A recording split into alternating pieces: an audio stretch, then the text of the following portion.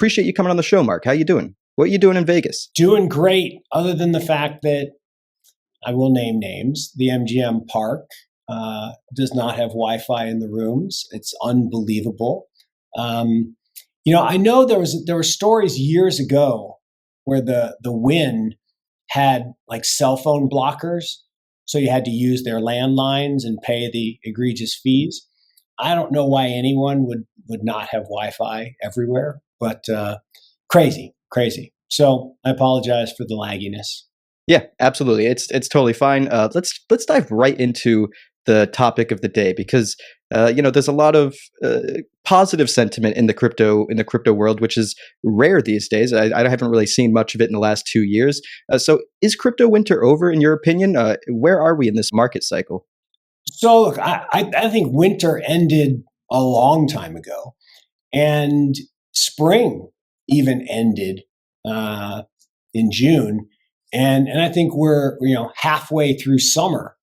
The problem is people don't really understand these four seasons. So winter is the downdraft, right? That's where the wipeout happens. That was the down 74% for Bitcoin and a lot of other things get whacked. And then spring is not like immediately back up. It's really, as spring is, cold and rainy and a little bit of windy. And so you just kind of bounce along the bottom and kind of, but you stop going down. And then summer is where people start to get enthusiastic again, and you get a slow drift up. So if you look, over the past year, we've really had this kind of slow drift up, not in everything, but generally speaking, there's been some nice recovery in prices. But interest is coming back. And actually, the reason I'm in Vegas, I'm at the Filecoin event, and it's amazing compared to last year. I mean, 20% as many people, but the people who are here, super talented, super enthusiastic, super excited about building things, and lots of positive energy, even though there's fewer people. And it's interesting, I went to Permissionless a couple weeks ago as well in Austin. Same thing. Numbers were way down. I mean, like off the charts down. And yet the people who were there, really talented, really focused on building. It was very different than the Bitcoin conference, right? The Bitcoin conference still had decent numbers, but so many of the people at the Bitcoin conference are literally individuals who may have been speculating in Bitcoin, but they're not really builders. They're not really engaged in that community. They're not developers. Here, I spent last night at dinner with developers, like talking about projects. And I'm not a techie, so I kind of try to play catch up. I'm a financial services guy, but it's really, as an investor, super exciting to hear the enthusiasm and the positive energy around what people are able to build, and it gets me pretty excited for fall. So fall in the 4-year 4-season cycle is what you really want. Fall is where you get the big parabolic moves. It's what happens post halving, and what the halving does is it catalyzes movement. And if you think about it, the Bitcoin halving, it's hard coded that the block rewards get cut. So if you think about it, if you're a miner, if you're one of the people securing the proof of work network, your costs are fixed, electricity, machines, and now your revenues just got cut in half. Wait a minute, I'm out of business. Well, what happens historically is the price rises. So the fair value of the network actually adjusts to reflect the fact that you got to pay your miners to secure the network. Well, that movement, interestingly, attracts people, particularly guys. I talk about this all the time, right? We're hunters at heart, and we see movement. Like, you're sitting, you're with somebody and somebody moves or somebody goes by. Your eyes follow it. It doesn't mean you're not happy who you're with. It's just, that's what happens. And I joke, if it's not moving, I can't see it. Right? You ask me to go find something in the fridge. If it ain't moving, I can't see it. So that movement brings other people into the markets, and that causes a bigger increase. And it brings capital and interest and media and attention. And so that built-in mechanism to move prices. And look, if I'm a former wrestler, I wrestled in high school, right? Glory days. But I enjoyed it. And my coach had this great line: where the head goes, the body follows. So if you push someone's head to the left, they're going to the left. You push them to the right, they're going to the right. If Bitcoin surges because the halving cycle, everything else is going to kind of come along with it. Now, everything else that's good, right? Bad stuff, scammy stuff, yeah, that probably should die. But the good stuff will come along for the ride. And then people who really develop. And I know you guys have a lot of Algorand fans, right? And I'm kind of psyched. I had this experience where a couple weeks ago I was doing something on another podcast, and they asked me specifically about Solana. And I said, look, I made a lot of money in Solana. I actually kind of like Solana. I was hanging out with Kyle last night, and he's the reason we got into Solana. And I said, but I don't own a lot anymore. I sold a lot, and I got concerns. And he said, well, what are your concerns? I said, well, my understanding, and again, I'm not a technician, I'm not a computer scientist. My understanding is it's not 100% accurate. Right? So if you're doing accounting, you need 100% accurate. And they're like, well, that's been fixed. I'm like, oh, okay, so it's been fixed. And what I said, and this is kind of funny, I said, in the past, people would put a transaction out and there'd be an outage and it wouldn't settle. And so I used the word vaporized. Oh my God, people got so pissed off. They're like, oh, you're an idiot. That never happened. Nothing got rolled back. I said, I didn't say it got rolled back. I said it never actually got into the chain. So now I said, but that's been fixed. I said, well, you tell me it's been fixed, but we don't really know. Yeah, I've actually seen people who were doing transactions on Solana, and obviously they were comparing. We follow a lot of people in the Algorand ecosystem. They were doing them side by side with Algorand transactions, and they weren't failed transactions from Solana, but you were getting a lot of, I guess they would be considered failed or delayed. Like, they would say like, oh, try again. And then there was way more red X's that would pop up when trying to send. And this is from a wallet to wallet. This isn't, a Coinbase account to somewhere. This is just, a straight Solana wallet and using an Algorand wallet. And you really, have that intermittency with still Solana, even though it's fast. I mean, it's, it claims to be fast. Obviously, even I think the Circle CEO has been touting how fast, settlements for USDC can be on Solana. But at the end of the day, they're still, to me, Solana's still in beta. Like, they're still not even fully fledged. And yes, they've had, I think, 6 months, maybe 3 to 6 months of consistent uptime. But you still have to take into effect that we're in the bear market, right? What's Solana going to look like in the bull market when there's a lot of activity? And I actually wanted to get your thoughts on this because we've still seen some of the biggest networks. You have Bitcoin, Ethereum, Solana, a lot of them that during the bull market, they struggle and they suffer, even with the ordinals dropping on Bitcoin, you had the network slowing down. Stuff was, transactions were getting delayed a lot. How do these legacy systems actually scale, to, like you said, if we're going to see that increase of adoption and more people coming in, how does Bitcoin scale up? How does Ethereum scale up? Solana scale up to actually handle the real workload that I would say is actually out there? Look, I think that is the $64 billion question. And I think we're going to find out. In Bitcoin's case, it's not going to happen at the base layer.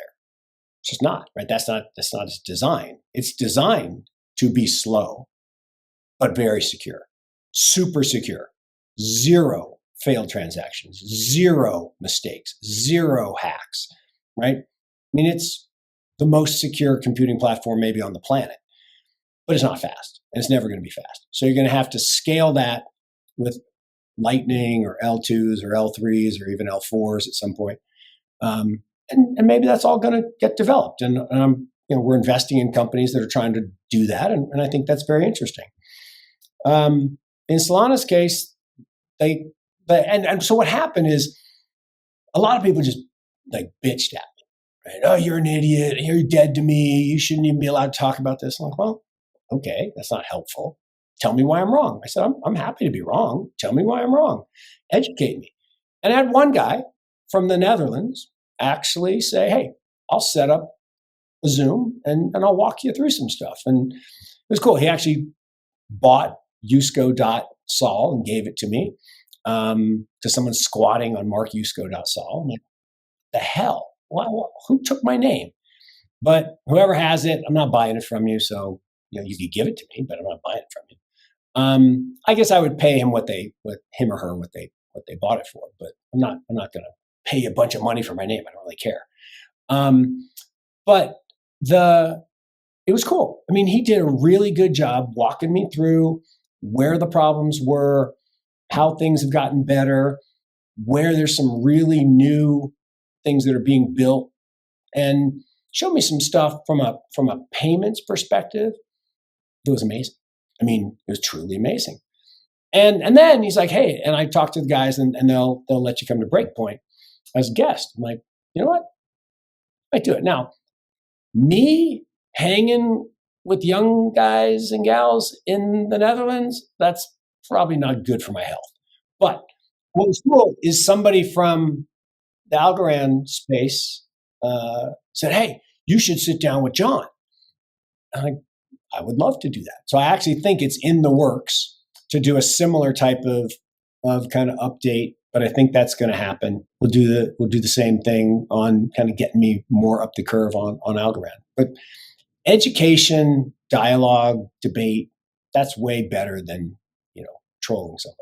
I definitely think, if you're going to talk to anybody in the Algorand sphere and in the influence of Algorand to talk about the tech and what Algorand is doing, there's no better person, than John Woods.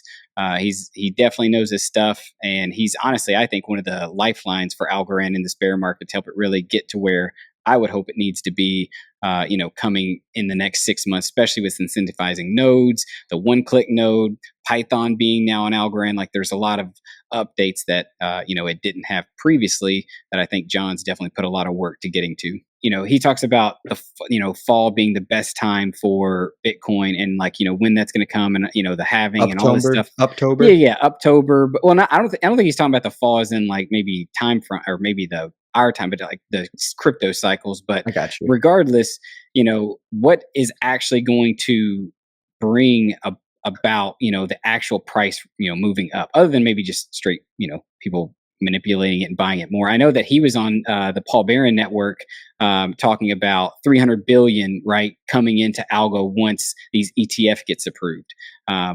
He was saying algo or crypto. You meant Bitcoin? Into Bitcoin. He was saying that 1%, even if 1% of all of these hedge funds, right, all these massive players, they have so much in trillions of value that's going to be coming in that 300 billion could be going into Bitcoin, and that could cause it. And obviously he's back now, so I could let him speak to a little bit of that. But what are your is that your main thought around why the price of Bitcoin will run up? And on the counter side of that, is there a fear that once these ETFs get approved, that it could be at least bad for the price of Bitcoin, because then it could be shorted and there could be other adverse effects with these ETFs getting approved? I'm super excited about talking to John Wood. Thank you. And learning, kind of more about what's going on in the algo space. And why does that matter, right? Because there's all of these platforms that are building in the ecosystem, and we're about to enter this really bullish period again. And why is that? Well, it's partly to do with the halving, but partly to do with these ETFs. And the ETF, the question about aren't the ETFs potentially bad? No, the bad ones have already been created, right? You can go back and look at the day of the peak in November of 21, right? The futures. Because what a futures ETF does, they're not good. They're evil, right? Why are they evil?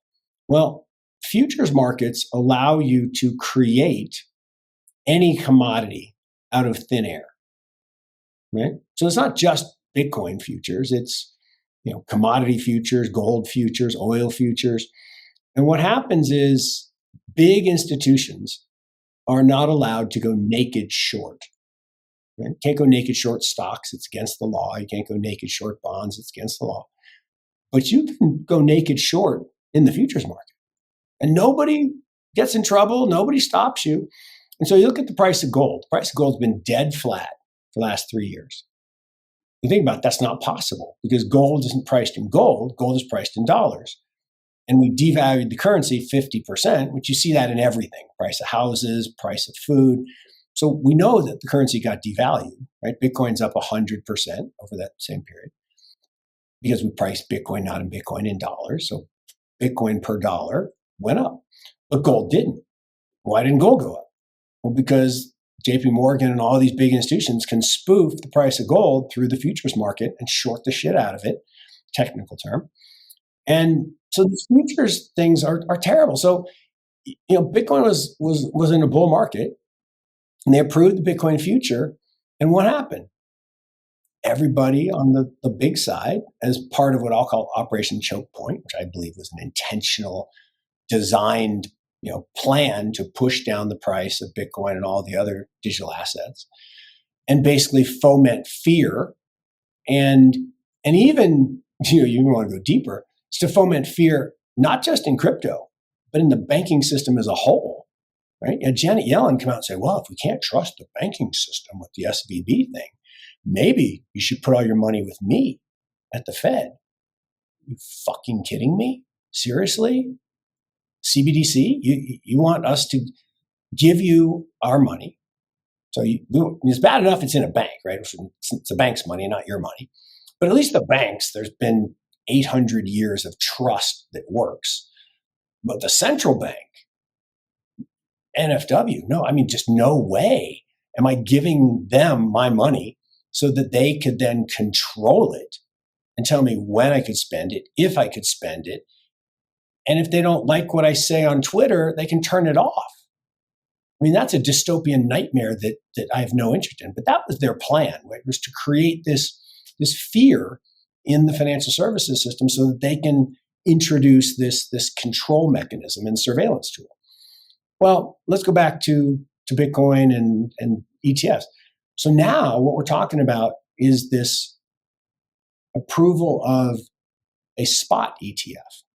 Well, a spot ETF does two things. One, it actually increases demand for the physical commodity. That's important. So more demand, fixed supply, price goes up, right? That's just math. The other thing it does is it unlocks $30 trillion of money controlled by RIAs, boomer people that don't like this stuff. These are all Ponzi schemes, and they're not real.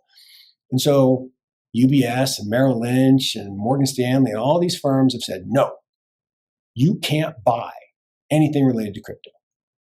Well, here's the thing. When BlackRock's ETF gets approved, and that's the one that's going to get approved, trust me, when that gets approved, all those firms can no longer say no. Like right now at UBS, right? I have this, I call it the Family Harmony account with my brother-in-law.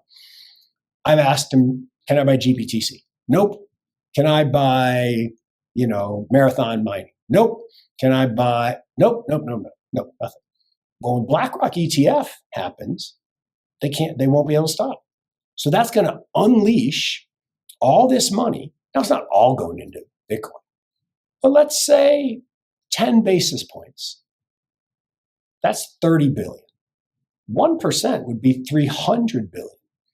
If 300 billion goes into an asset where it's got a $500 billion market cap, but that's not the key. Only about 100 billion is free float. The other 400 billion is lost, stolen, hodl, whatever, Satoshi. You're talking 100 billion of free float. You add 300 billion, price is going up a lot. Okay? And then there will be spillover effects as people say, oh, we're back in a bull market. So now I can go look at these other projects and I can see, are they solving things that I need in my life? And maybe I want to own those too. You couple that with the halving, right? The halving. So if the fair value of the Bitcoin blockchain today is 50K, now how do you get that number? Well, Tim Peterson calculates it. I kind of calculate it using Metcalfe's law, but he has a really good model that does it to the dollar. And it's somewhere in the low 50s, but I'm just call it 50. So if that's fair value, and we're 27 today, 27, 28, whatever. So then it's below fair value. Well, I'm an investor. Anyone who's an investor says, I like to buy things when they're on sale. It's kind of funny. The rest of the world, things go on sale in investing, they run out of the store. It's just bizarre. It's crazy. And yet, I joke, you put wedding dresses on sale, people kill each other to get in the store to buy them, right? They'll trample each other. But you put a good asset like Bitcoin on sale and people run out of the store. So I'm accumulating here. But more importantly, as we get closer to that 50K, the halving is going to occur, April next year. Well, that's going to increase the fair value to 100K. No, that's stupid. No, why would it do that? Well, think about it. Again, if block rewards get cut in half, the price has got to rise in order for the miners to stay solvent. And so there's this built-in mechanism to revalue the price. And if you look at every halving in history, it's added a zero. The total value of the network has gone up tenfold. So we went from 10 to 100, 100 to 1,000, 1,000 to 10,000. This one's 10,000 to 100,000. But we don't stop at fair value, right? Because in a bull market, you go through fair value. And this is the parabolic part of crypto fall. So I said, winter's long over. We got through spring, survived it. A lot of volatility. Hurricane Sam, came and we survived that. Now we're in crypto summer. And summer is slow drift up toward fair value. And then next year, starting in June, that June to June, that crypto fall post-halving, how high could we go? Depends on how much leverage is in the system. So it'll be good. And I guess how do you think that a lot of the other things, because the last time that Bitcoin's had its halving, there's been a lot of QE rates going down. The macro, for at least for the United States and for most of the world, has been a lot different. Right now most charts, especially when you look at treasuries, bonds, the market, and all this stuff, is pointing to a recession, right? It's pointing that next year is very likely we're in a recession or on the verge of one. Do you see how can Bitcoin achieve that doubling of price in the midst of a possible recession? Well, no, a great question, fantastic question. But again, the potential for recession is the result of the withdrawal of liquidity by the central banks, right? So the expansion that we had that drove, the QE era and drove the devaluation of the currency, particularly post the lockdowns in 2020, you doubled the money supply. So it was logical that assets denominated in dollars were going to rise. So real estate, crypto, other commodities, food, everything denominated in toilet paper went up. And the more you devalue your currency, the worse it is. Well, but then they started to unwind that. The Fed actually raised rates. They actually bought back bonds. Sold bonds. And they decreased their balance sheet. Well, we had negative money supply growth in the United States for the first time in 100 years. Think about that. For 100 years, we devalued the currency. We sold people this bill of goods that inflation's good for you. On what freaking planet is taking my purchasing power away by stealing it through inflation good for me? Yeah, speaking on like inflation, right? I'm seeing. I like to shop at Costco, and I've been watching more like videos. Right, shout out to Costco. I like the stock too, but Costco, all the prices are increasing. And this is both supposed to be a more affordable. And then we see, as you mentioned, the money supply in 100 years. You said decreasing, right? Or isn't producing as much first time. Yeah. And then in 17 years or 16, 17 years, we know like the T-bills, treasury bonds are paying the highest ever. So that's making more people go to cash. And what do you see with the market? Just mentioning back to like Costco, if the regular retail investor is struggling, highest credit card debts, highest mortgage, everything's at all-time high. Where do you see the common average person at in regards to investing in crypto, Bitcoin, and whatnot? Look, it's a great question, right? I mean, if you're struggling to make rent because rents are skyrocketing, you're struggling to buy food because food prices are rising, you're probably not going to save as much, and you're probably not going to invest as much. Definitely true. But here's the thing. That ETF, while it'll be available to everyone, and the average investor could buy 10 Satoshis, you don't have to buy a whole Bitcoin. That's the fallacy, right? You can buy as much or as little as you want of any protocol. And so, but that ETF is really targeting the all-seeing eye people, right? Yeah. The top 1%. Yep. And they're the richest they've ever been. Super rich. And these Merrill Lynch accounts, these boomer retirement accounts, they're flush. And they're gonna put 1%. Because here's the thing. The thing about Bitcoin is it's 0.0 correlated to bonds, and it's 0.15 correlated to stocks. It's the perfect diversifier for your portfolio. So when you add Bitcoin to a diversified portfolio of stocks and bonds, the risk of your portfolio goes down, not up. So even though it's got high volatility, it's got 80 vol, that volatility is uncorrelated with the volatility of other assets. And so if you had taken 1% 5 years ago and put it in Bitcoin and took it at 0.5% from stocks, 0.5% from bonds, your portfolio actually would have outperformed by 250 basis points per year. Through the ups, through the downs, all of it. 250 basis points per year with less vol. Now, if you're going back all the way for 10 years, it's even better. And if you'd done 2% or 3%, the numbers get stupid in a hurry. And the law of large numbers says that a $500 billion asset is not going to be as huge upside as a $100 billion asset. It's kind of like Amazon, right? Amazon's compounded at 41% for 27 years. It's pretty amazing, right? But it compounded way faster when it was smaller than when it was big. That's just the law of large numbers. And it has the same volatility as Bitcoin. This is the funny thing about Amazon. Everyone owns Amazon. Every single person owns Amazon. In an index fund, in your Robinhood account, everyone owns Amazon. It's a good company. When was the right time to sell Amazon? Never. But who actually bought it 27 years ago and held it to today? No one, right? Because the volatility is so big every year, every single year, 27 years, every single one, double-digit drawdown, average 31%. So every year, on average, you lose 31% of your money. So what does the average person do? They've got it, it gets drawn down, and they sell it. And then it goes up, and they buy it back. Like, why didn't you just hold it the whole time? That's market psychology at play right there.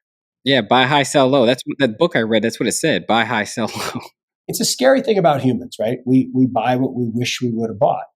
When the pain gets so bad, when did the average person buy Bitcoin? Not at 11,000 or 10,000. They bought it at 69,000, 67,000. And look, over time, what's going to happen is this recession. So back to this recession thing. The reason the recession and what Siwo was describing at Costco is so important.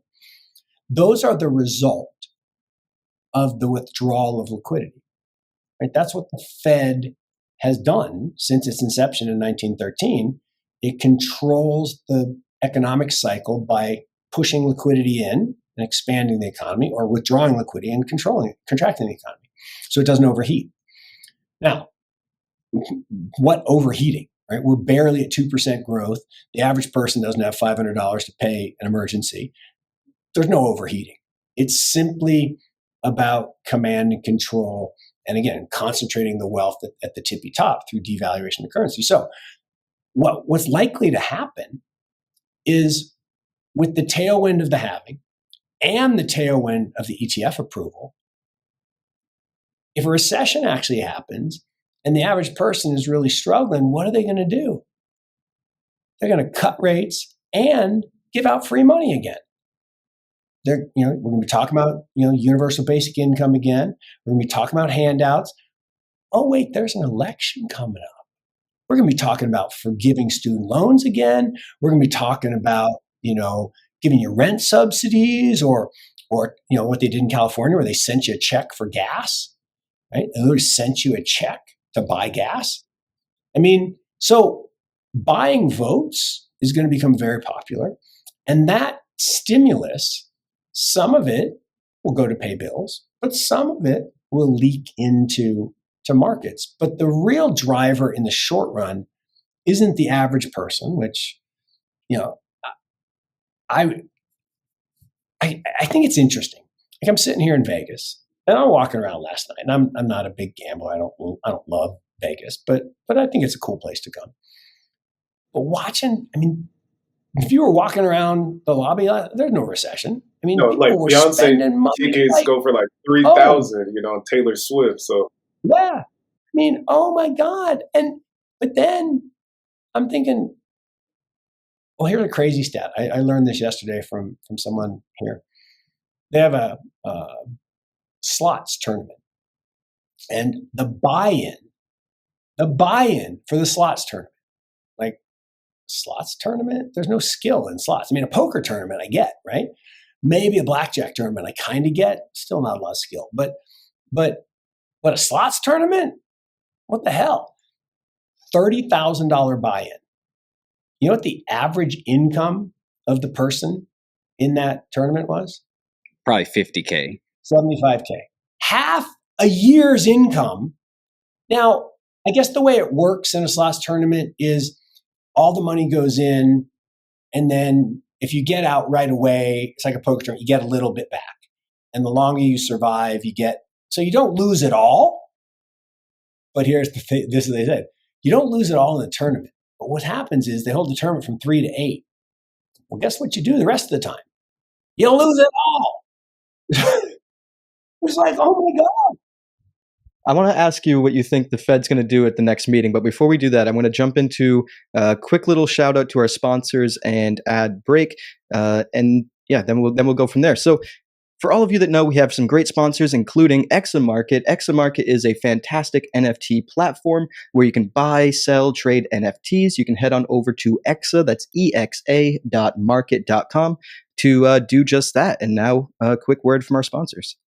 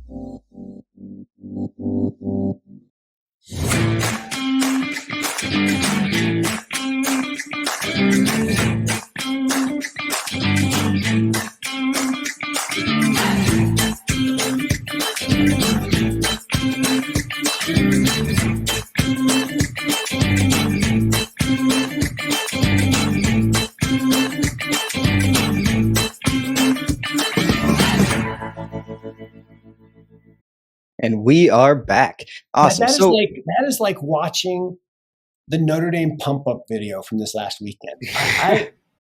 Those were so good. No, if you haven't seen it, they did a pump up video post the Duke game, and they had the live feed of the coaches talking, and it was so good. It was like I would run through a wall after watching that. I would run through a wall after watching those two ads because the quality is great, the messaging is great, the participants are real people. The brain power that's coming into this space, the fact that these companies, not all of them are going to survive, and not all of them are going to be huge home runs, but this technology is not going away. This is the funny part.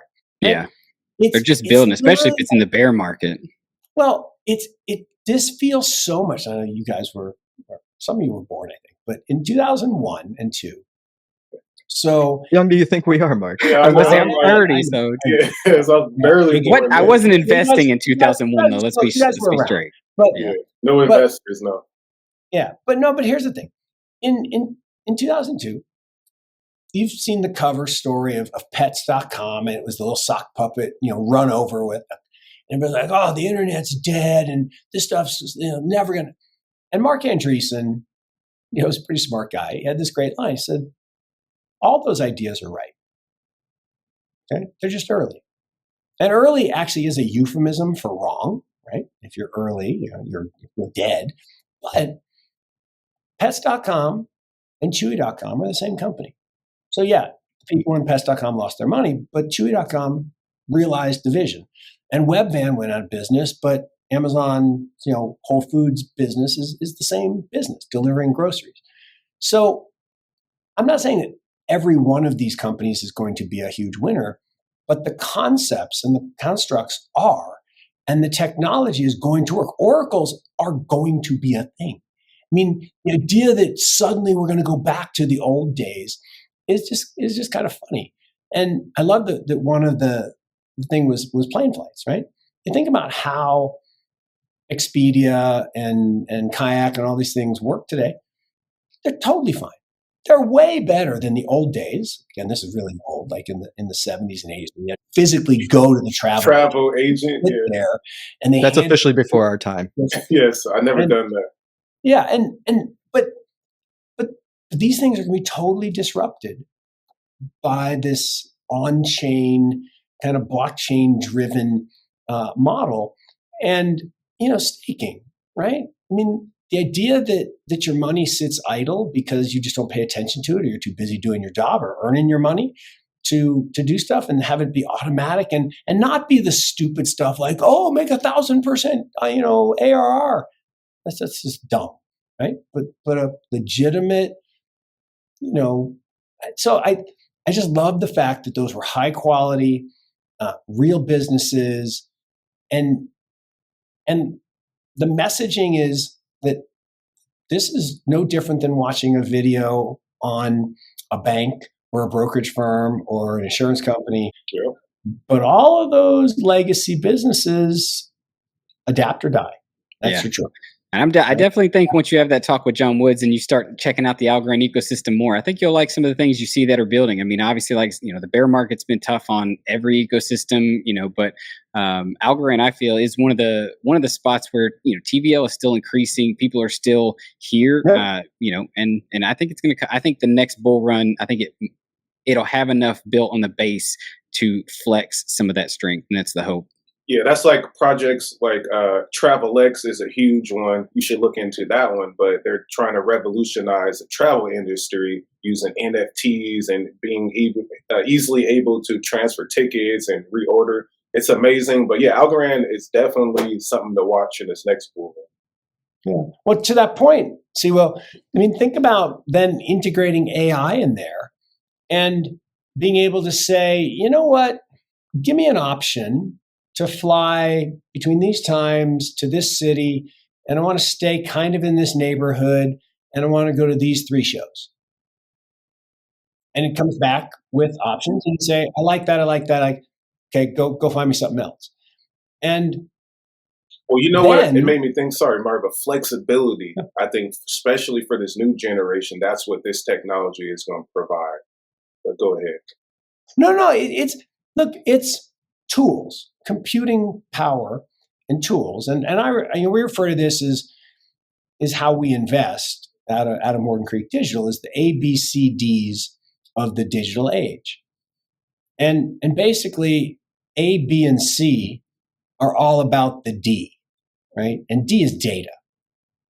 Data is everywhere and it's growing exponentially rapidly. The amount of data that's created. Here's a crazy stat. From the beginning of time, it's a long time, to 2003, there were 5 exabytes of data created. Okay? Today, and we're helping to be part of it, today, 330 terabytes of data will be created in one day. So that difference, and that difference is accelerating with AI. So the ABCDs are AI, blockchain, chips, and data. Everything's about data, capturing the data, analyzing the data, acting on the data. And selling the data. Well, and selling it. But, Like that but what AI. all a blockchain really is a better way to organize and capture data. Right?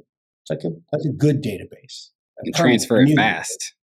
Especially for like the bank. I mean, I literally just went through this past week. We had my wife is a hairstylist. She uses a business called Novo to move money from our bank to this other bank so that she can then pay her rent for where she does, where she cuts hair. Yeah. They closed our account, without us even knowing. Didn't send us an email, didn't send us nothing. So we sent money, right, like we've been doing for the past year, to that account, which is with a bank, savings bank up in, I think, New Jersey or Boston. But obviously, then had to go through figure out what's going to happen. It took 5 whole days for that money to get back to us because I had to go through all the clearinghouse, and there was a weekend. Thankfully, it wasn't this coming weekend where it's a holiday, because then it would be even longer. But it's like that data and that the movement of money, the movement of value has to be so much faster. And I feel like, because our attention spans, people's attention spans are getting less and less and less. Like they don't want to wait, 5 days to do something. It's that, but it's also the sovereignty of it. Right. My freaking money, your freaking money, your wife's freaking money. It ain't the bank's money. But in the system that we have, the trust system, it's theirs, right? It's theirs. And they can do with it what they will. I tell a story all the time. The first time I tried to transfer money to Coinbase, Bank of America said, oh yeah, 14 days. Like, what do you mean 14 days? Like, didn't you read the fine print? I'm like, of course I didn't read the fine print, you idiot. And they're like, well, we get to do that if we want to. I said, well, that's ridiculous, but okay. But it's because it's their money. And in a sovereign world facilitated by blockchain, we get to control when we move it, how we move it. And so I still think, though, that's the big hurdle, though, because even in the space that we've seen, there's so many hacks. There's so many, and not even hacks, but just like the pressure that puts on the average user to actually custody their own assets and to actually take care of their own identity versus I just feel like what we're gonna see is the whole DeFi space, right? Decentralized finance. It's not, most things are not truly decentralized. They're masquerading as DeFi, but they're really trying to be the banks for blockchain. I think what ultimately will have to happen is there's going to be the banks. They're just going to move onto blockchain because the average person, CeFi, right? Yeah, exactly. And I'm okay with parts of that, but at the end, there are ways to have meaningful amounts of capital, outside the kind of 1, 2, 3, 5, 10% of the FU money, the running money that we put in Bitcoin or whatever. It used to be in gold bricks or silver bars or whatever, diamonds. Now it's in Bitcoin or something like it. Beyond that, stablecoins are going to be monstrous, right? Because I can send you a stablecoin right now using lots of different systems immediately. And I, are there issues there in terms of somebody is centrally controlling that, making sure the dollars are there? Yeah, but I'm okay with that because it's a better system. And then clearly we're a ways away from the full sovereignty. And look, the incumbents aren't going to let it happen. They're going to fight it tooth and nail because they've had a good 800-year run. I mean, think about the number for a second. It's $7 trillion every single year comes out of our pockets into theirs. Banks, brokers, insurance, accountants, auditors. Like, why do I need, you'll love this. So we have a foundation associated with Morgan Creek, and 10% of our profits go in the foundation, and we give grants. And my wife took over, the woman who was doing it retired. My wife took over, and my wife is amazing in so many ways, but mostly she's just the most focused, laser focused, detail oriented person. And I can't spell the word detail. So we're like a perfect match. And she found that we're being charged $90 a month for a long time for a business accounting report. Like, what report? I've never seen a report. Never. Well, you have to have that. I'm like, well, so she's like going at these guys. Why do I have to have it? You don't send me anything. Well, we prepare it. You just never asked for it. Like, well, I don't need your accounting for my cash. I can read the statement myself. I'm good. And she got it reversed. Now, she didn't get us the 13 years of back that, we never should have paid. But that's just theft, right? And that's like overdraft fees and all the other fees that banks take. When they cross the line into things that we don't really need, that's true theft, right? Yeah, Wells Fargo was doing that to me. They were sneaking money out of my account for like 12 months, and I didn't notice it. And then I called them, and it was an error or some crap, and then an error. Yeah. Yeah. And I definitely agree that, like, we'll see, like, this, there are certain nations and certain countries that will definitely want this. They want this technology way more than the U.S., than maybe people in the U.S. do, because like most of my friends, like you said, you're in Vegas, right? Everybody's comfortable. They're not stressed. Like, even though we're on the verge of, possibly one of the biggest recessions and the housing market collapsing, and there's so many things that could be going on, people are still comfortable with the way things are here. But it's not that way in a lot of other places around the world where try being in Buenos Aires right now. Yeah, exactly. The reason Milei is going to win, right, is because the average person, they're not dealing with 6% inflation or 3% inflation. They're dealing with 118% inflation. And, Wences Casares, I don't know if you know that name, but Wences was one of the earliest Bitcoiners. He founded the firm Zappo, which is kind of like the Fort Knox for early hodlers. And he's from Argentina. And he gives this talk, and I'm sure it's easy to find on the internet, and it's so compelling, and everyone needs to see it, because he talks about growing up where the government stole his family's wealth, not once, not twice, 3 times, through, quadrigit inflation and dictators basically stealing the population's wealth and making themselves, fabulously wealthy. And people forget, at the turn of the century, Argentina was the 3rd most prosperous country in the world. Today, they're an emerging market, run by a dictator and 100% inflation. Now, I love BA. I mean, I think it's fantastic, and parts of Argentina are just truly dazzling. But as a failed state because of manipulation of fiat through just bad policies and corruption, and does digital assets and blockchain and AI and computing fix that? Yeah, not tomorrow, but over time it absolutely does. And I think your point's really well taken. Yeah, does my life change that much if I can get my money, tonight when the bank is closed versus wait until tomorrow? Not really.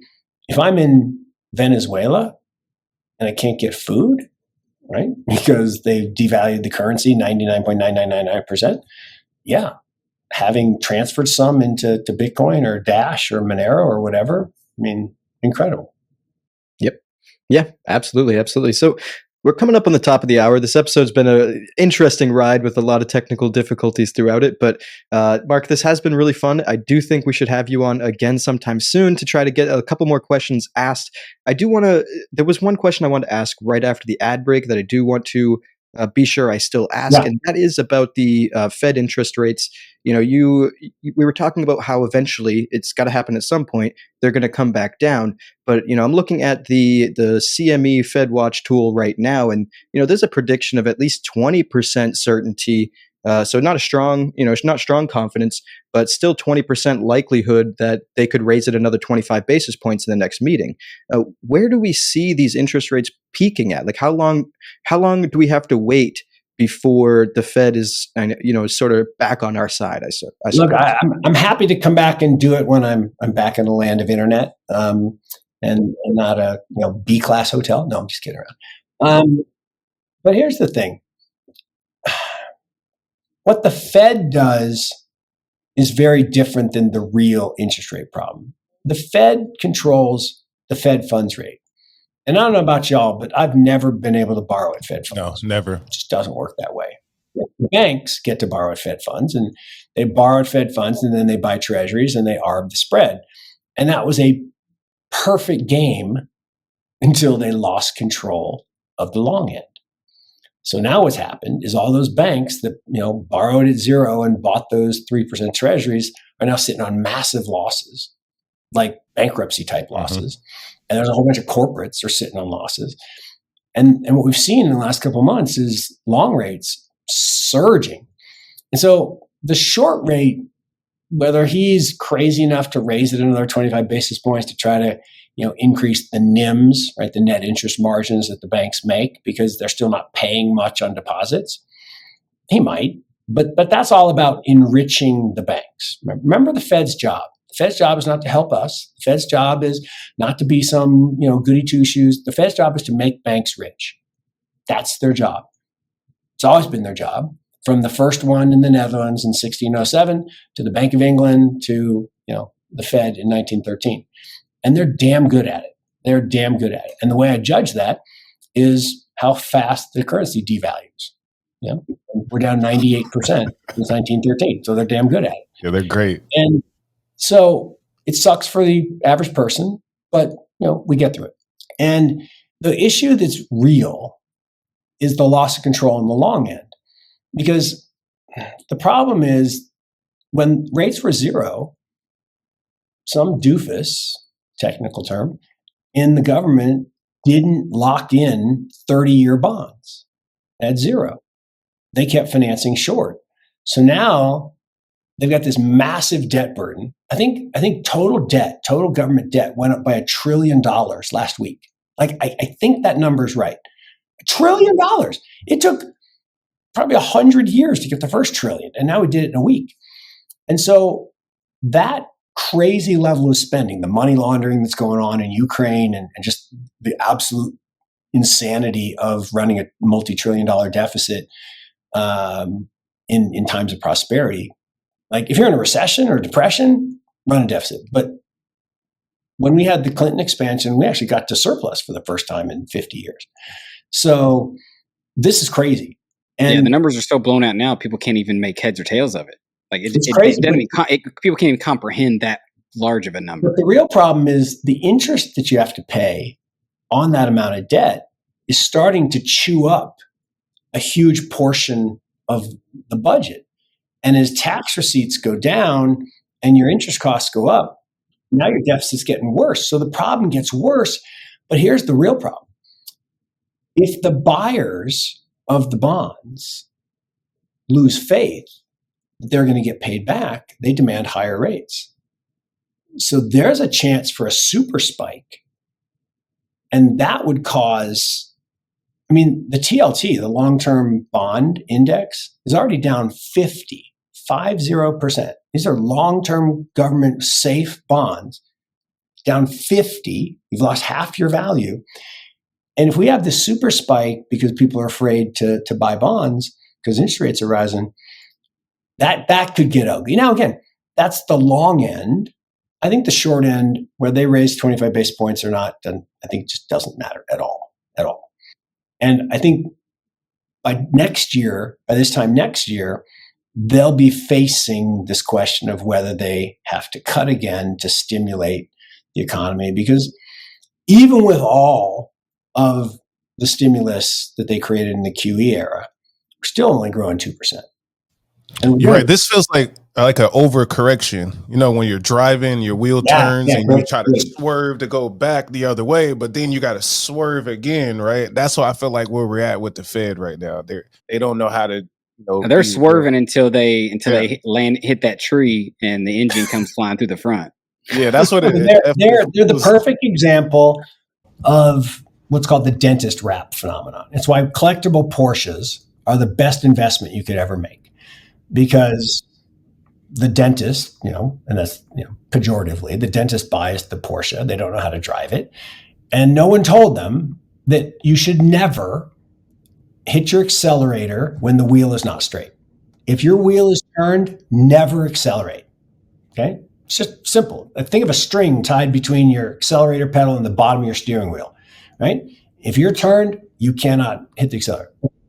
And they wrap the car around the tree, end of Porsche, and so the small number that become collectible get worth a lot. And that's exactly what's happening, is they're doing the overcorrection, they're still going to hit the telephone pole. And that's inevitable, because the dentist should not have been driving the Porsche to begin with. Yeah, and I feel like however this Porsche does wrap around the tree, when QE and when the Fed, I guess, actually does acknowledge that they did way too much damage, it's going to be one of those too little, too late, and the money that's going to get printed and flowed into the market to try to save it is going to be astronomical. Is what I would say. Well, and that's when we get the spectacular blow off top. But remember, that's not the Bitcoin or ETH or algo or anything else is getting better. It's the money's getting worse. You just got to always remember that one algo is equal one algo, one Bitcoin's one Bitcoin. It's the money's getting worse. And that's exactly what's going to happen. Not $1. And so to protect ourselves, we want to own some of our wealth in these assets that are priced in the devaluing currency.